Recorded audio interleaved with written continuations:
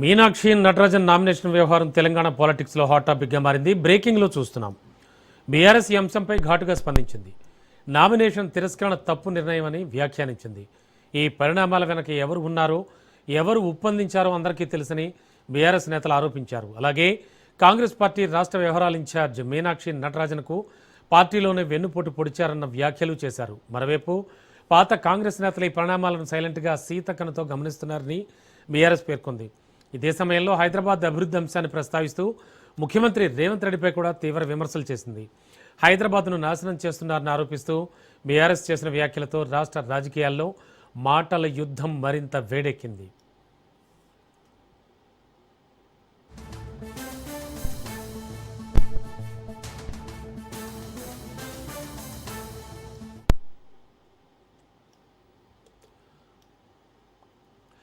Meenakshi Natarajan nomination వ్యవహారం తెలంగాణ పాలిటిక్స్లో hot టాపిక్గా మారింది.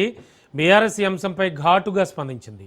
ఇక ఇదే అంశానికి సంబంధించి మరింత అదనపు సమాచారం అందించడానికి మా కరెస్పాండెంట్ సైదులు సిద్ధంగా ఉన్నారు. సైదులు, మీనాక్షి నటరాజన్ నామినేషన్ తిరస్కరణ పుణ్యమా అంటూ చాలా హాట్ టాపిక్గా మారిపోయింది తెలంగాణలో ఇష్యూ. దీనికి సంబంధించి కొన్ని వ్యాఖ్యలు చేసింది బీఆర్ఎస్. అండ్ పనిలో పనిగా మళ్ళీ సీఎం రేవంత్ రెడ్డిపై కూడా ఘాటు వ్యాఖ్యలు చేశారు.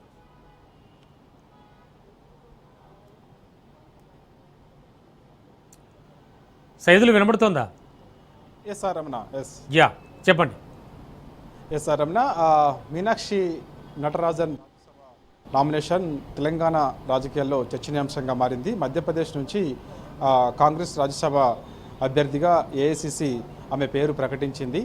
సో ఆమె నామినేషన్ దాఖలు చేసింది. అయితే అందులో తెలంగాణ రాష్ట్రంలో ఆమె పైన నమోదైనటువంటి ఒక కంప్లైంట్, అంటే కోర్టు ద్వారాగా ఆమెకి ఒక కేసు విషయంలో సమన్లు జారీ చేసింది. ఆ విషయాన్ని అందులో పొందుపరచకపోవడంతో నామినేషన్ తిరస్కరణకి గురైందని చెప్పేసి కూడా చర్చ జరుగుతుంది. సో ఇప్పుడు యాక్చువల్గా ఎఫ్ఐఆర్, అంటే ఏ పోలీస్ స్టేషన్లో కూడా మీనాక్షి నటరాజన్ పైన ఎఫ్ఐఆర్ నమోదు కాలేదు. అంటే ఆమె పైన ఎవరైనా వ్యక్తిగతంగా కంప్లైంట్ చేసిన దాఖలాలు ఎక్కడ కూడా కనిపించలేదు. కానీ ఒకరు కోర్టుకి వెళ్ళారు.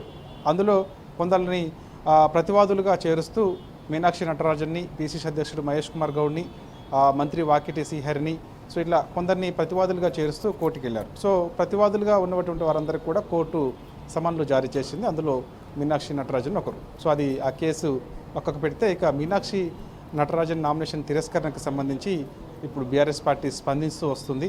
సో అది తిరస్కరణ సరైనది కాదని చెప్పేసి కూడా బీఆర్ఎస్ పార్టీ చెప్తూ వస్తుంది. ఎందుకంటే నామినేషన్ తిరస్కరణ సరైనది కాదు. కాకపోతే అసలు నామినేషన్ తిరస్కరణకు కావడానికి గల కారణం ఏంటి అనేది ఇక్కడ ప్రశ్న అని చెప్పేసి కూడా బీఆర్ఎస్ పార్టీ ప్రశ్న సంధిస్తూ ఉంది. కాబట్టి దీని వెనుక కొంతమంది కాంగ్రెస్ పార్టీలో ఉన్నటువంటి వారే మధ్యప్రదేశ్ చెందినటువంటి కొందరు మంత్రులకి ఉప్పు అందించారు.